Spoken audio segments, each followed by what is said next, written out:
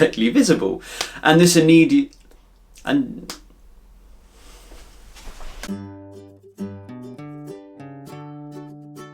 Hello there and welcome to another Masterclass Monday. So this week we are talking about puppeteering and some top tips for anybody who's sort of thinking about dabbling in the practice or having a go. Now, I'm not an expert in puppeteering myself. I have some experience but not a huge amount, so these are primarily tips for people who are very much beginners in sort of trying it out rather than people looking to develop already established skills. So without further ado, here are some top tips to help you get started in puppeteering. So first of all, and this is an incredibly important point, lots of people can be put off by puppeteering due to the look of a puppet or feel like they're not able to get started or learn because they don't have access to or a normal puppet or aren't able to access it for whatever reason.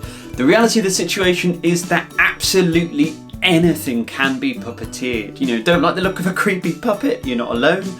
Then puppeteer something else entirely. If you don't have access to a proper puppet to work with, use any random household object. The art of puppeteering is about manipulating something to give it life, and that something can be anything. In fact, one of the best exercises I've ever come across involves shaping one or two pieces of newspaper into something that can be puppeteered. And this is a really good one to do with friends or family who are interested as well, as you can then have someone to operate sort of head, body, arms, legs, whatever you feel like. Though do be warned, it is a real exercise in cooperation. So when you're first starting out puppeteering, it can be really tempting to almost race ahead of yourself. You know, immediately your puppet's running around a room, flying over the sofa, climbing the window, and that's awesome. You know, enjoy that initial freedom because playing with that kind of thing is good fun and it's great. But if you're looking at sort of then after that developing some puppeteering skills, it's important to eventually rein that in and pull it right back to basics. So far, in fact, that the very first thing to tackle and master is making a puppet breathe. Now, you don't need to make a puppet for this exercise. You can literally just take a piece of newspaper or, you know, low GSM paper, as long as it's got as little rigidity as possible, and manipulating it somehow, you can just make that piece of paper breathe. You shouldn't need to move from the spot it's in or change its position. Just make it breathe. Give it that minuscule motion of life.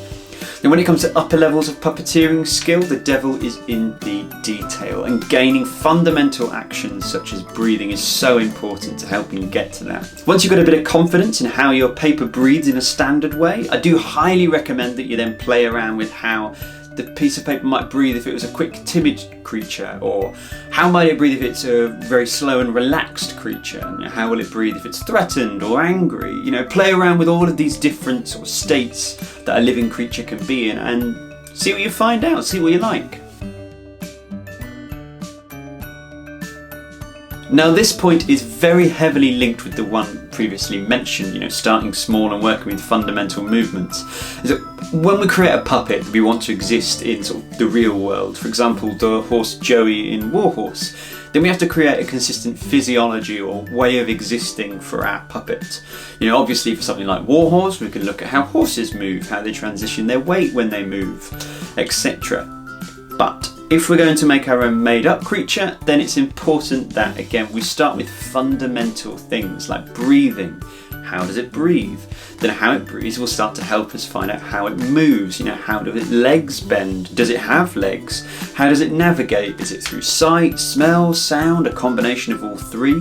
If your creature can fly, you know, how does it do that? How does it stay aloft? You know, for example, you have a dragon, then you can explore how its wings are keeping it up in the air. How often does it need to flap, or does it glide, you know? And you know, something like a dragon would be a lot heavier than a small bird, so the speed and momentum of those wing flaps are going to be different. Your creature doesn't necessarily need to follow the laws of physics, but it does need to follow the laws of its own physiology. If it's transforming and changing all the time, it's not consistent, and it's those kinds of details that really convince an audience that a puppet can feel real. Now, this can feel quite overwhelming at first, as there's a lot to think about, but just break it down, start small, figure out each thing as you go. Remember, it's an exploration, so take it one step at a time and don't pressurise yourself to have answers. You don't need to. So when starting out, it can feel very exposing, or like it's hard to sell the idea of a puppet feeling alive when you are perfectly visible. And indeed, this can lead people to contorting themselves into wildly uncomfortable positions or limiting what their puppet can do to almost try and avoid being seen or shrink into the background. And the reality is, when puppeteering, unless you're trying to do a very specific kind of puppet theatre, you're going to be seen, and that's okay. You know, the more comfortable you are being seen, the less of a problem it will be. You know, your job is to focus on operating the puppet, and focusing on the puppet. The more aware you are of being seen, and the more you try to avoid being seen in true ironic fashion, you will make yourself ever increasingly more visible. So the key thing is apply all of that focus to the puppet, and the audience will too. They will take your signal on where they should be putting their attention.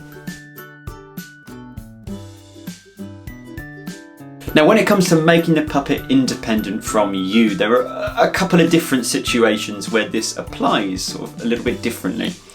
First of all, if you are solely playing the role of puppeteer and so you're not a character yourself, it can mean that you need to let the puppet do the acting. You know, obviously you're operating the puppet, and if you're voicing it, your voice etc. will change with the emotions of the puppet character.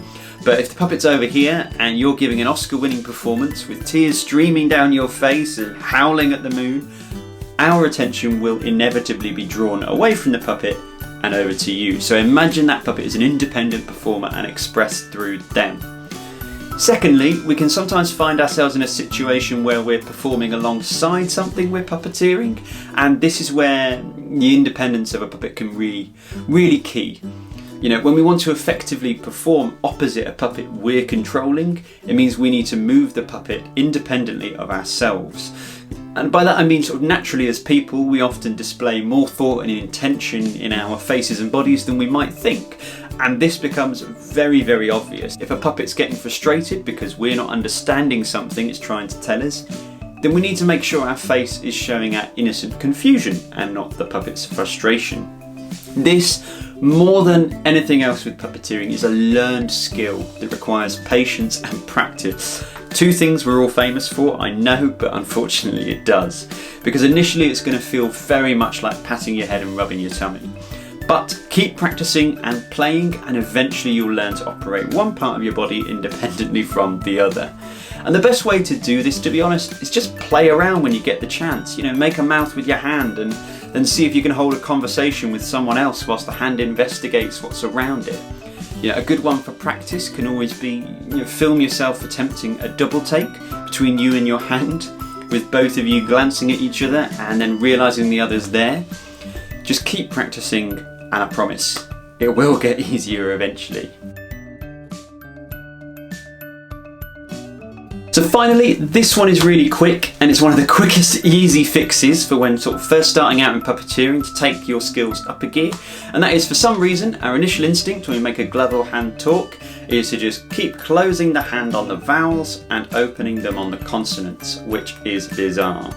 Because that is the opposite of how talking works, but it's very common, and so I recommend checking which you do and making sure that it's opening the hand for the vowels and closing for the consonants. So thank you very much for watching. That's all for our masterclass today. I hope you've learned a little bit about puppetry, and I really do recommend giving it a try. It can be incredibly rewarding, and it's a great deal of fun once you have that skill to apply to everyday objects when you feel like it. So if you have any suggestions for what we could cover in our next masterclass, then please do let us know in the comments below. Have a fantastic week, and as always, stay safe, stay positive, and we'll see you soon.